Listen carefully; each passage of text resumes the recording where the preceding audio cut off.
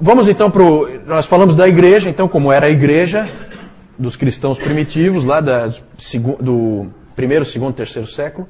E agora nós vamos falar de aspectos, pode passar, aspectos aí de vida cristã, não vamos falar de tudo, né? Mas nós vamos falar do casamento, por exemplo, que eu acho que é interessante.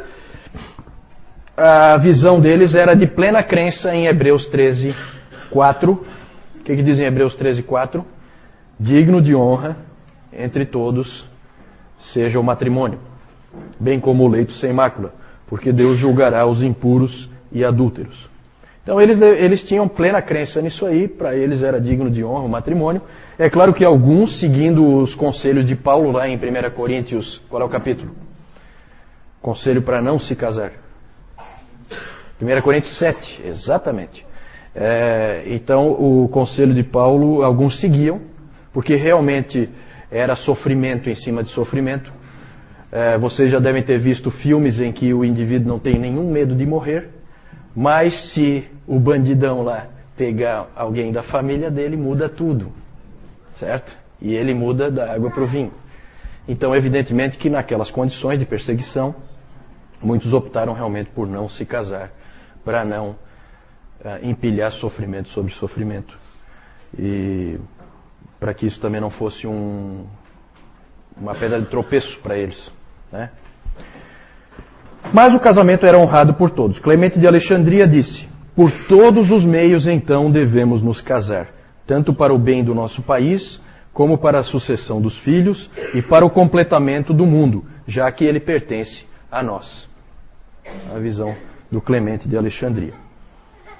Dentro do casamento, e só dentro do casamento, o sexo é bom, certo e apropriado. Deve ser praticado e honrado. Lembre-se que os cristãos viviam numa época que era um mundo de dois extremos. Você tinha aqueles gnósticos anticorpo, como o Marcion também era um deles, né? Em que tudo que era da matéria era ruim, então eles eram totalmente avessos ao casamento, ao sexo. E você tinha as perversões, você tinha as orgias romanas, você tinha todo tipo de perversidade sexual. Eles viviam no meio dessa sociedade em que você tem esses extremos. Eles tinham a posição bíblica. O Clemente de Alexandria colocou assim: a atividade sexual deve estar limitada ao casamento e deve ser exercida como um esforço reverente e cheio de propósito. Que jeito de colocar, né? É uma coisa meio estranha. Mas é a maneira como eles colocaram.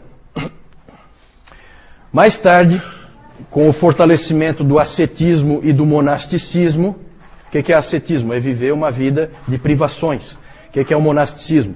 É você ser um monge, é você se isolar da sociedade. Né? Claro, isso a grosso modo, né? Só para explicar para quem de repente não conhece essas palavras. Com o fortalecimento desse pensamento do ascético e do celibato e do monasticismo, o celibato começou a ganhar força. O que é o celibato? Vocês aqui sabem? O que é um indivíduo celibatário? É um indivíduo que escolheu não se casar. Ele não se casa. Então o celibato foi ganhando força ao longo do tempo e logo Hebreus 13, 4 foi ficando um pouquinho diferente. Em vez de ser digno de todos seja o matrimônio, digno de honra entre todos seja o matrimônio, bem como leite sem mácula, começou a ficar digno de honra entre todos seja o matrimônio, mas o celibato ainda mais. E depois de mais um tempo, já mudou de vez, né? Digno de honra entre todos seja o celibato e o matrimônio seja tolerado. É mais ou menos assim que ficou o pensamento, né, da igreja. Isso aí nós vamos ver que vai acontecer. Tá? Mas no início não, tá? No início a gente tinha uma visão bem boa, bem clara a respeito do casamento. Vamos falar próximo aí da sociedade. Eles tinham já essa tensão. O grande problema da vida do cristão em sociedade é a tensão dele com o mundo. Continua sendo um problema para nós também, pelo menos deveria ser, para muita gente já não é mais, né? Essa tensão entre o mundo, nós estamos no mundo, mas nós não somos do mundo. Essa tensão nós fomos colocados nela pelo nosso Senhor, não é? Ele pediu expressamente para o Pai que não nos tirasse do mundo, mas que nos livrasse do mal. Então a gente vive essa tensão. O Diogneto, ele diz o seguinte: nós pertencemos a este mundo, nós somos cidadãos deste mundo. Nós fazemos, dentro dos limites da nossa fé, todas as coisas que as outras pessoas fazem. E ao mesmo tempo, nós somos estrangeiros. Então é difícil, sempre isso aí traz dificuldades, traz problemas. Um aspecto interessante a respeito dos cristãos na sociedade é que eles eram pró-vida. E tem assim uns fatos bem interessantes que os cristãos, eles começaram a ser conhecidos por serem as pessoas que ajuntavam as crianças que eram jogadas fora. É interessante porque existe uma carta do ano 1 antes de Cristo, de um marido que tinha viajado. Ele mandou uma carta para a esposa. É uma carta de amor, uma carta romântica, em que ele fala palavras românticas para a esposa. E essa esposa dele estava grávida. E aí ele, num determinado momento, ele diz para ela o seguinte na carta: se for menino, fique com ele. Se for menina, jogue fora. É muito interessante porque essa era a cultura da época.